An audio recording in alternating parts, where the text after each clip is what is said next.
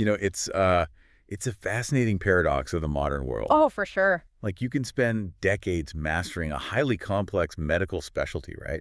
You can build this state-of-the-art clinic. Yeah, assemble a team of absolute all-stars. Exactly. An all-star team to provide life-changing care. And yet, uh, none of it matters at all if you're a digital ghost. It's brutal, but it's true. It really is.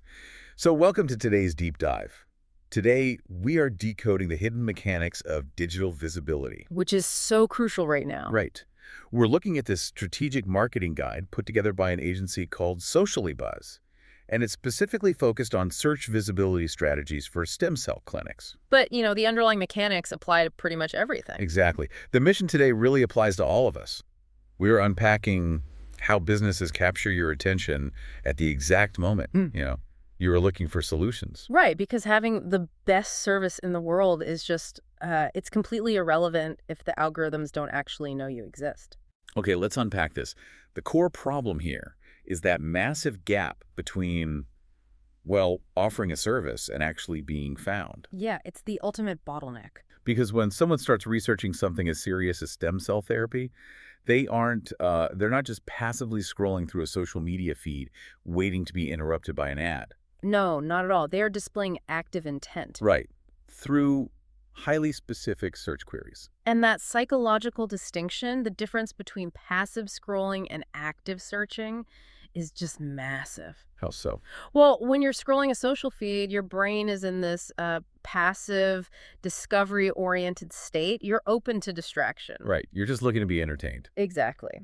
But when someone opens a search engine and types a specific query, they're in a highly targeted problem-solving state. They have a specific goal. Yeah, they're effectively raising their hand and telling a machine their exact pain point, their location, and, their desired outcome. It's crazy when you think about it. Historically speaking, that level of consumer transparency is unprecedented. Yeah. And the data provided by Socially Buzz really highlights the exact phrases people use. They're typing things like stem cell therapy near me or regenerative medicine clinic. Or even alternatives to knee surgery. Right. So running a top-tier clinic with terrible search visibility, it's kind of like having a 5-star Michelin-rated restaurant hidden in a dark alley with absolutely no sign. That is a perfect analogy. Right. The food inside might be life-changing, but you're losing customers every single night to the mediocre diner with the bright neon sign right on the main road. Yeah.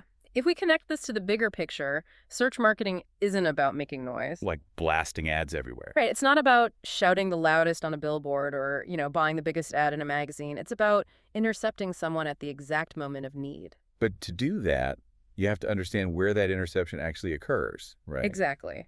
A clinic might be losing massive opportunities before a person ever even sees their website. Just because they failed to optimize their presence in those initial search results. Yep. They lose the game before it even starts. So if the whole game is intercepting that intent, where is that interception actually happening? Because, it's clearly not happening on page 10 of a Google search. No, nobody goes to page 10. Right. It's happening before they even hit a website. It's happening on the search engine results page itself. In that little map section. Specifically within the local map pack, yes.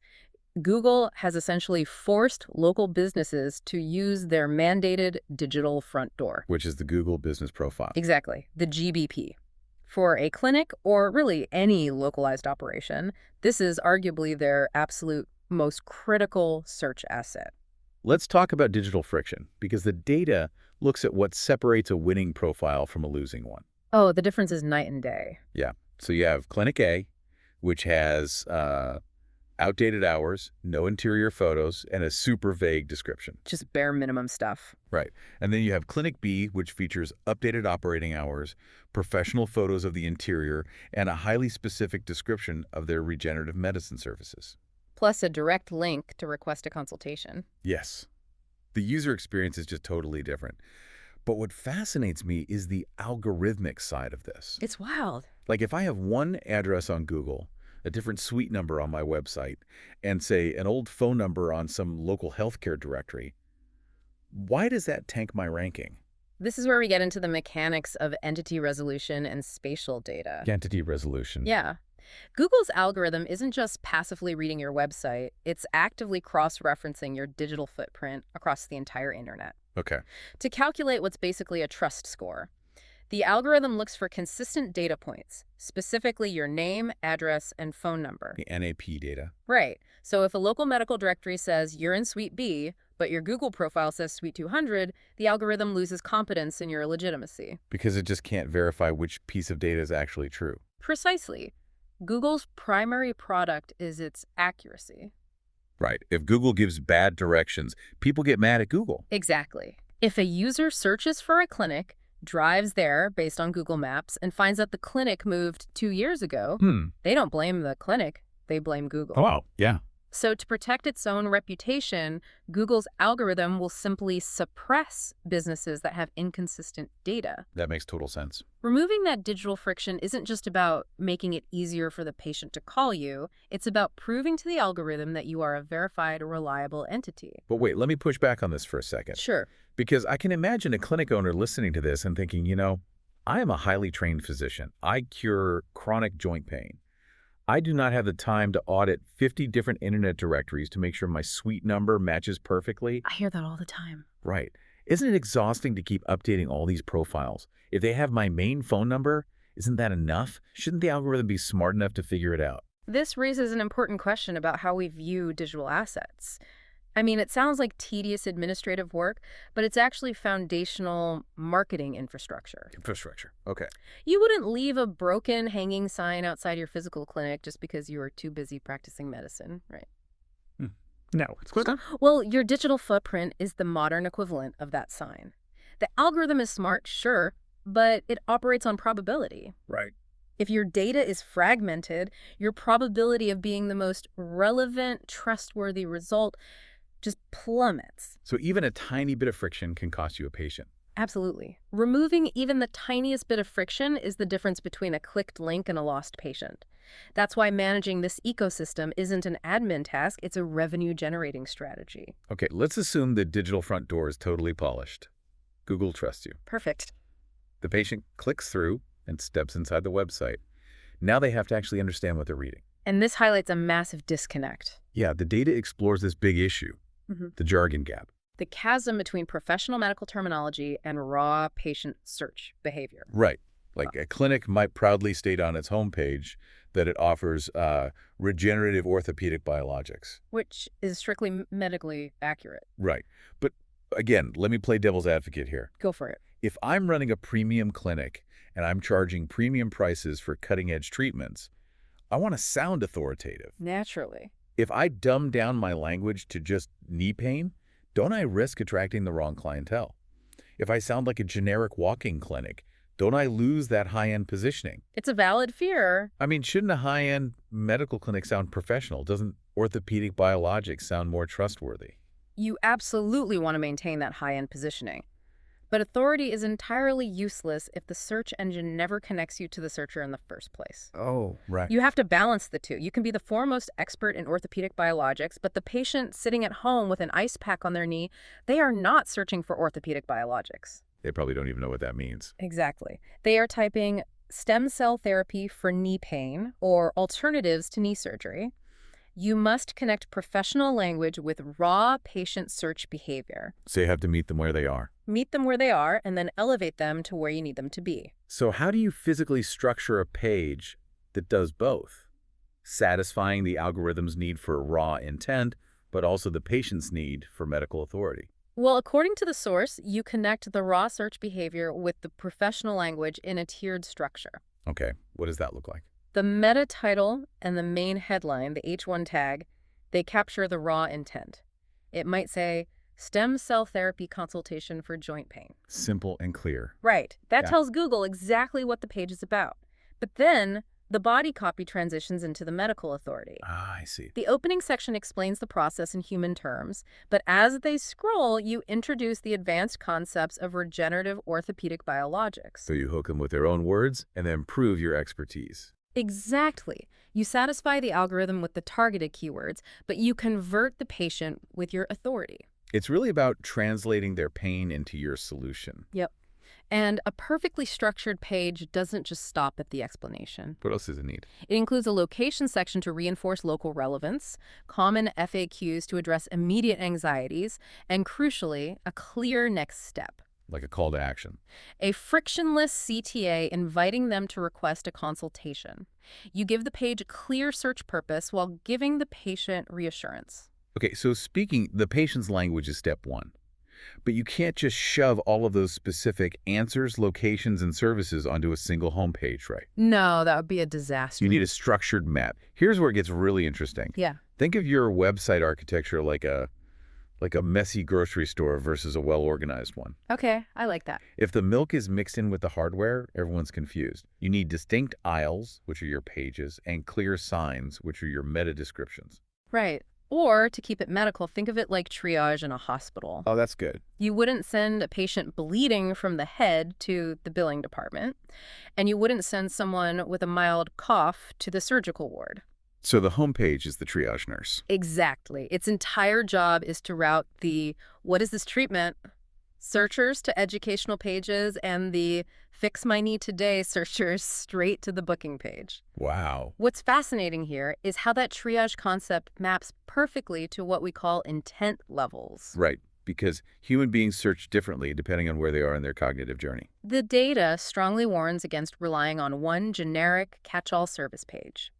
Moving away from a generic stem cell therapy page to hyper-specific pages is critical. Like stem cell therapy consultation in Miami. Exactly. You have to build specific digital infrastructure for early stage, comparison stage, and action stage searchers. Let's break down those stages because I feel like this applies to almost any industry. It really does. Take the early stage searcher. They're just discovering the concept. They are in research mode, searching, what is regenerative medicine? They aren't ready to buy anything yet. Right. If your clinic only has pages aimed at booking appointments, Google won't show your site to this person. You need an educational asset, like an article titled, "What is Regenerative Medicine?" And then they move to the comparison stage. Yep.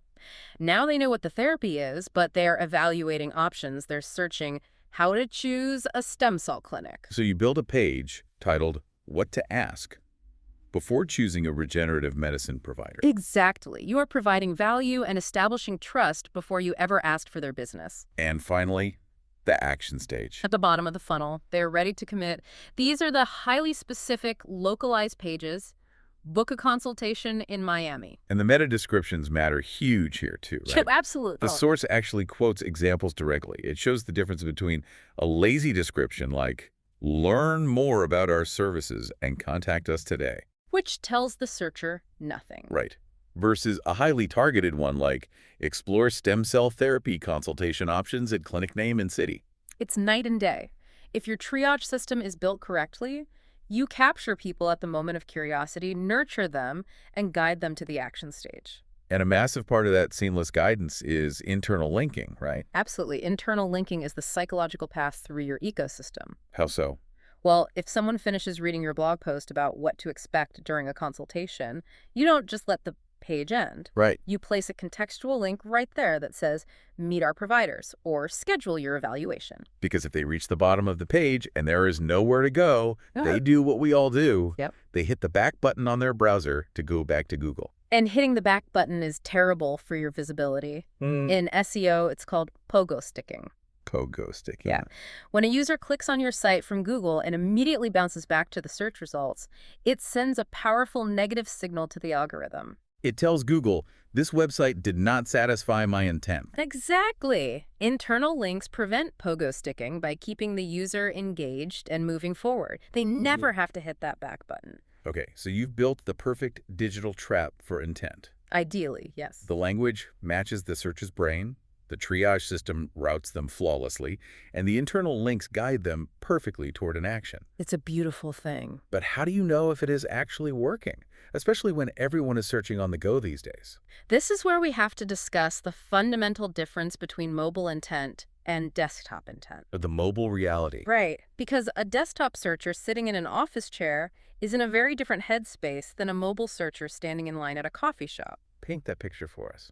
Well, a desktop searcher is typically in deep research mode. They'll read long-form content, compare tabs, watch videos. Have time. But a mobile searcher on their lunch break, they are in action mode. They want a quick answer, a direction, or a phone number. And if your mobile site is slow, or has tiny text, or a hidden phone number, You lose them instantly. A bad mobile site is a conversion killer. A good site has fast loads, clear headlines, and easy-to-tap buttons. And this ties directly into how a business measures true success, because it is incredibly easy to track the wrong metrics. Oh, the vanity metrics trap. So many businesses fall into this. Yeah. They look at their analytics, see a spike in traffic, and think our SEO is dominating. But traffic does not equal success. Traffic is just eyeballs. Exactly. Success is inquiries, consultations, and revenue. Let's use a tangible example.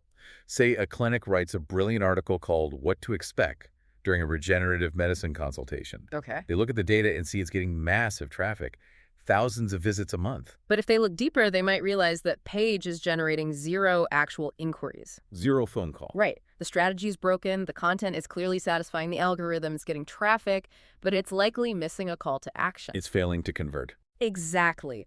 Proper tracking allows you to spot that exact bottleneck. It's a full system of local SEO, internal linking, and lead generation funnels. Which is exactly why the guide introduces Socially Buzz's role in all of this. Right, because SEO isn't just adding keywords anymore. Doctors are experts in medicine, but agencies like Socially Buzz are experts in search visibility. They handle the professional execution. Because it requires constant tuning. You shouldn't expect a medical professional to also be an expert in algorithm updates. So what does this all mean? Let's bring it all together. Let's do it. Today, we explored how modern search marketing is fundamentally about intercepting a user's active intent. Right at the exact moment of need. We unpacked the necessity of optimizing that digital front door, your Google business profile, and how digital consistency removes friction.